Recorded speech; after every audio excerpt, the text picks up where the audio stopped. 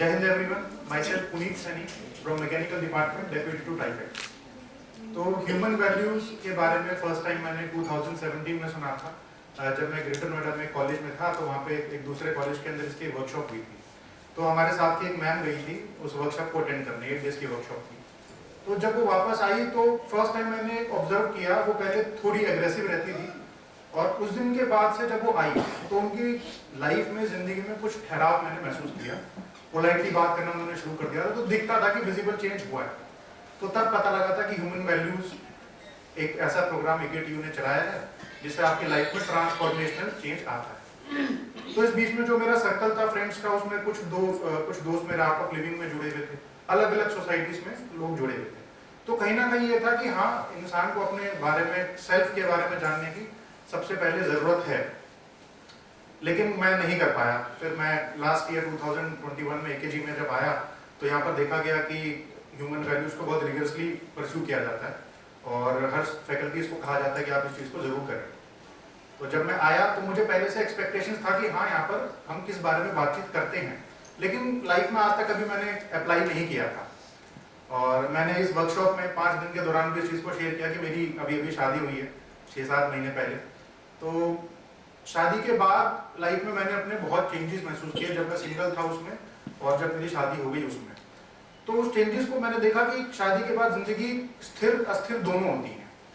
तो human values के through जब 5 दिन मैं यहाँ पर डे 1 से आया और मैं जब डे 5 में यहाँ से आज निकल रहा हूँ, तो मैंने देखा कि मेरी जिंदगी अब स्थिरता की तरफ अच्छे से बढ़ी है। मैं अपनी वाइफ के साथ और बेटर तरीके से कम्युनिकेट कर पा रहा हूँ, अपनी प्रॉब्लम्स को और अच्छे से शेयर कर पा रहा हूँ, वो भी कर पा रही हूँ।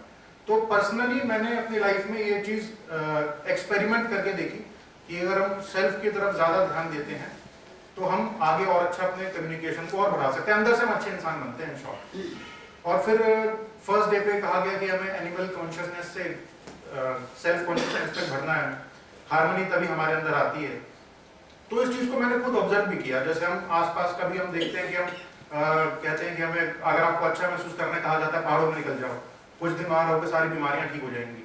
तो वो रीज़न क्या था, आप नेचर के जितना करीब जाते हैं उतना आप अपने आप को और सुख में महसूस कर पाते हैं, अंदर से और उतना अच्छा महसूस कर पाते हैं।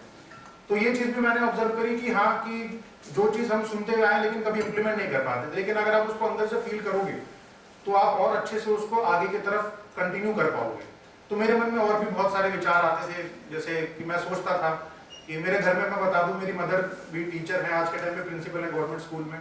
तो मेरे दादाजी भी गवर्नमेंट में प्रिंसिपल रिटायर हुए थे स्कूल से। तो टीचर्स की फैमिली थी और लगता था कि टीचर्स की फैमिली में लोग बड़े इस चीज़ से पहले से कॉन्शियसनेस रहती है, उनमें वो देखते हैं, लेकिन मैंने खुद भी महसूस किया कि उस हद तक बातें नहीं हो पाती थी। तो इस वर्कशॉप ने मुझे उस चीज़ पर सोचने के लिए मजबूर किया है, मुझे ऐसा लगता है।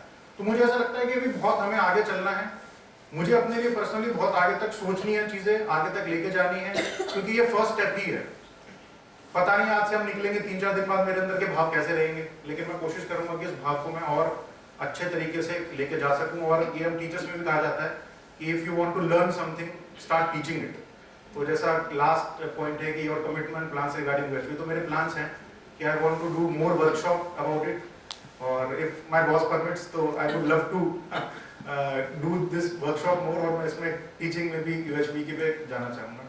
इतना ही मेरी तरफ से था। Thank you. जय हिंद।